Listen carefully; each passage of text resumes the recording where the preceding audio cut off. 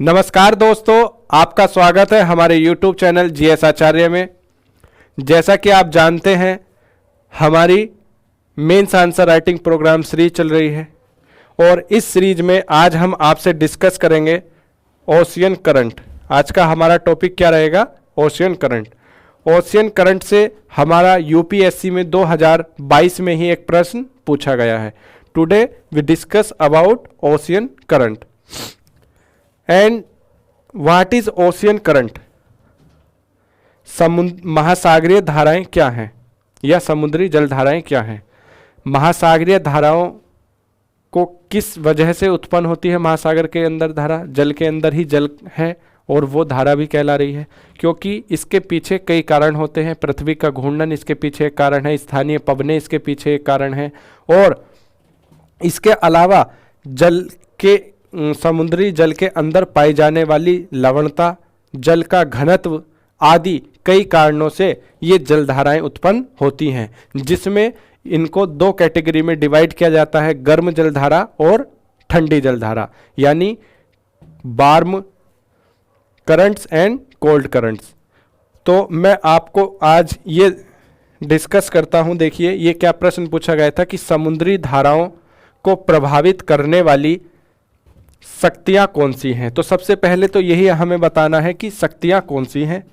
फिर दूसरा इसका पार्ट है कि विश्व के मत्स्य उद्योग में इनके योगदान का वर्णन कीजिए, यानी इनका क्या इंपॉर्टेंस है। तो हम अगला देखते हैं, इंग्लिश में एक बार देख लेते हैं हम इसे, कि what are the forces that influence ocean currents and describe their role in fishing industry of the world. This question comes in 2022 UPSC. We discuss the mains previous year question answers with model answer, and let's see, this map is current map. The red color shows warm current and black color show the cold current, and blue color is show cold current.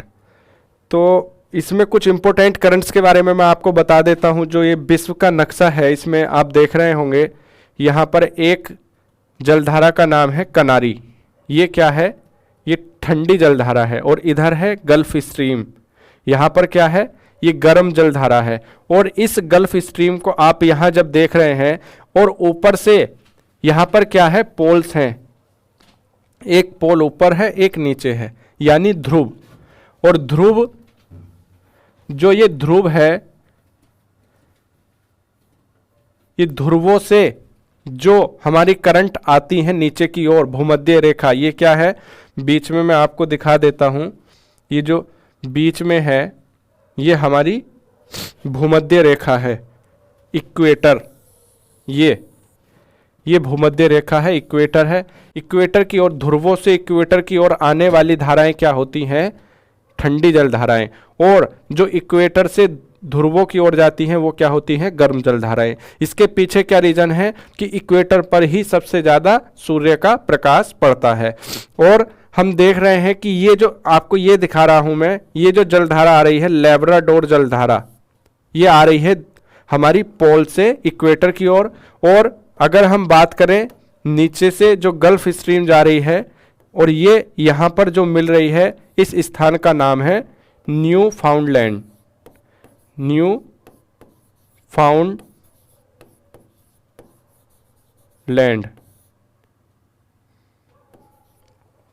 इस स्थान पर जहां ये दोनों मिलती हैं, इस ही स्थान पर सबसे ज्यादा क्या? मत्स्य पालन किया जाता है। मत्स्य पालन किया जाता है। तो ये देखिए, और ये क्या है अपना? ये नॉर्थ पैसिफिक ओशियन है, ये साउथ पैसिफिक ओशियन है। इस इक्वेटर से ऊपर वाला जितना पोर्शन है वो नॉर्थ, और इस इक्वेटर से नीचे वाले पोर्शन को साउथ कहते हैं। ये देखिए, ये एक गर्म जलधारा है ब्राजील की, और ये वेनेजुएला एक जलधारा है, ये सी ठंडी जलधारा है, क्योंकि ये क्या है, ध्रुव से इक्वेटर की ओर आ रही है। तो आपको मेन जो थीम देखनी है, जो धाराएं हमारी ध्रुव से इक्वेटर यानी भूमध्य रेखा की ओर आती हैं वो ठंडी जलधाराएं हैं, और जो ध्रुवों से, जो भूमध्य रेखा से ध्रुवों की ओर जाती हैं वो गर्म जलधाराएं कहलाती हैं। और ये काफ़ी सारी जलधाराएं हैं। ये नॉर्वेजियन है, ये क्या है, ये गर्म जलधारा है। तो इस तरह से आप देखेंगे, ये पेरू है, ये भी हमारी क्या है, ठंडी जलधारा है। और ये हमारा क्या है, अटलांटिक सी है जो ऐसा आकार का है। ये हमारा पैसिफिक ओशियन है दोनों साइड में, और इधर हमारा हिंद महासागर है। और यहाँ मोजाम्बिक, और ये अगुलहास जलधारा भी गर्म जलधारा है। तो हमारा यहाँ से पीटी का भी क्वेश्चन बनता है, पीटी के लिए भी इम्पोर्टेंट है, और ये मेंस में भी पूछा गया है 2022 में। आइए आगे देखते हैं इसका क्या ये भूमिका क्या रहने वाली है, कि सागर तल की विशाल जल राशि की एक निश्चित दिशा में होने वाली सामान्य गति, एक निश्चित दिशा में होने वाली सामान्य गति को क्या कहते हैं, महासागरीय धारा कहते हैं। और इसके कई कारण हैं। क्या कारण है, स्थायी पवनों के प्रवाह, जल के घनत्व व जल के तापमान में अंतर। क्या होता है, आपने साइंस में पढ़ा होगा, कोई भी चीज गर्म या ठंडी होगी तो गर्म जलधारा की तरफ, गर्म की तरफ ठंडे का प्रभाव होगा। तो इसी लॉ को इसमें बताया गया है कि जल के तापमान में अंतर और जल की लवणता, यानी उसमें पाए जाने वाली नमक, नमक से क्या होगा, उस जल की जो है हल्के और भारी की स्थिति बनेगी।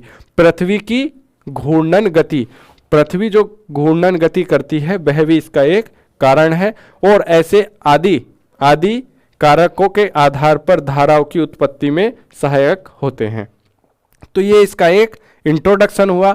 आगे हम क्या देखते हैं कि मुख्य भाग क्या है इसका। स्थानीय पवनें एक ऐसी शक्ति है जो प्रत्यक्ष या अप्रत्यक्ष रूप से धाराओं की उत्पत्ति का कारण है। उष्ण कटिबंध में व्यापारिक पवनें पाई जाती हैं, और व्यापारिक पवनें महासागर में पूर्व से पश्चिम की ओर चलने वाली धाराएं उत्पन्न करती हैं, जैसे विषुवत रेखीय धारा। इसी प्रकार शीतोष्ण कटिबंध में कौन सी हवा पाई जाती है, पछुआ पवनें पाई जाती हैं, और पछुआ पवनों के कारण पश्चिम से पूर्व की ओर धाराओं का प्रवाह होता है, जैसे अटलांटिक सागर में गल्फ स्ट्रीम, प्रशांत महासागर में क्यूरोसिवो की धारा। और तापमान की भिन्नता के कारण उत्तरी ध्रुवीय प्रदेशों से लेब्राडोर, अभी आपको दिखाया था पीछे डायग्राम में, क्या ध्रुवों की ओर से लेब्राडोर तथा क्यूराइल की ठंडी धाराएं दक्षिण की ओर, जबकि गल्फ स्ट्रीम, ये भी आपको दिखाया था, गल्फ स्ट्रीम क्यूरोसिवो की गर्म जल धाराएं उत्तरी ठंडे प्रदेशों की ओर प्रवाहित होती हैं। आइए आगे देखते हैं। महासागरीय आकार एवं तलीय आकृतियां भी महासागरीय धाराओं को जन्म देती हैं। दक्षिण भूमध्य रेखीय धारा पश्चिम की ओर चलने वाली अपेक्षा सेंट रोक अंतरीप यानी ब्राजील से टकराकर उत्तर व दक्षिण की ओर मुंह मुड़ जाती है।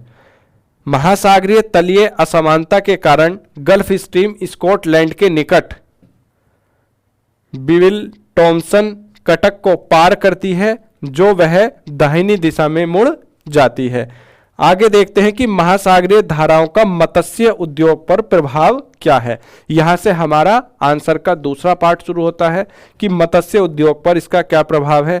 जैसा कि मैंने आपको पहले भी समझाने की कोशिश की थी, उसे ही देखते हैं कि किस तरह से लिखना है। महासागरीय जल धाराएं मत्स्य उद्योग में महत्वपूर्ण भूमिका अदा करती हैं।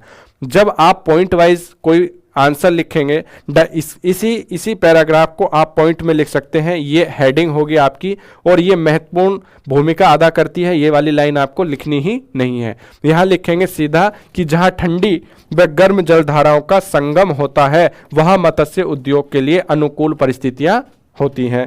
फिर दूसरा पॉइंट लिखेंगे, गर्म व ठंडी जलधाराओं के मिलन वाले स्थानों पर प्लैंकटन नामक वनस्पति पाई जाती है, जिसके कारण मछलियों का प्रिय भोजन होती है, जिसके कारण वहां पर मछलियों का संकेंद्रण हो जाता है तथा बहुत मात्रा में मछलियां प्राप्त की जाती हैं। इस तरह से 2 से 3 पॉइंट में हम अपना आंसर लिख देंगे, क्योंकि आंसर लिखने के कई तरीके हो सकते हैं। आगे देखते हैं, प्रशांत महासागर का उत्तरी पश्चिमी क्षेत्र जो विश्व में मछली उत्पादन के लिए को पकड़ने का सबसे बड़ा और महत्वपूर्ण क्षेत्र है, वहां क्यूरोसीवो की गर्म जलधारा एवं आयोसीओ की ठंडी जलधारा का मिलन होता है, जिस कारण मत्स्य उद्योग के लिए अनुकूल दशाएं पैदा होती हैं। और दूसरा मैंने आपको दिखाया था, जहां लैब्राडोर और गल्फ स्ट्रीम जलधारा मिल रही थी, वहां न्यू फाउंडलैंड एक जगह है, वहां पर भी मत्स्य उद्योग एक बड़े पैमाने पर किया जाता है। आइए हम देखते हैं इसका एक निष्कर्ष। इसी प्रकार अटलांटिक महासागर का उत्तरी पश्चिमी क्षेत्र भी मत्स्य उद्योग के लिए विश्व प्रसिद्ध है, जहां गल्फ स्ट्रीम की गर्म जलधारा तथा लैब्राडोर की ठंडी जलधारा मिलती है और मत्स्य उद्योग को लाभान्वित करती है। अतः महासागरीय धाराएं मत्स्य उद्योग के लिए अत्यंत महत्वपूर्ण होती हैं। तो हमने क्या देखा, इसमें हमारे पीटी और मेंस के दोनों क्वेश्चन सोल्व हुए और महासागरीय जलधाराएं हमारे कोर्स में ज्योग्राफी में दी गई हैं। ये बहुत ही इंपॉर्टेंट है, इनको आप मैप के द्वारा समझने की कोशिश करेंगे और इनको 1 से 2 बार जब आप समझ लेंगे तो आपकी क्लियरिटी बन जाएगी कि कौन सी धाराएं गर्म जल धाराएं हैं, कौन सी ठंडी जल धाराएं हैं और इनके उत्पन्न होने के क्या कारण हैं। तो इस तरह से आप टॉपिक वाइज पढ़ते रहिए, आंसर राइटिंग करते रहिए।